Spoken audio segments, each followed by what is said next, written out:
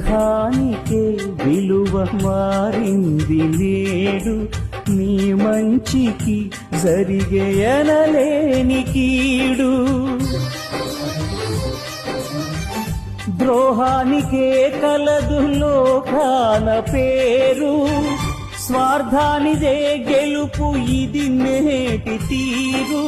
కన్నీట బరువైన నీ కళ్ళతో ఈ మౌన పోరాటమెన్నాళ్ళులే, నీదన్నదే నాడు చేజారిపోదు, లేదంటే అది నీకు దక్కేది కాదు.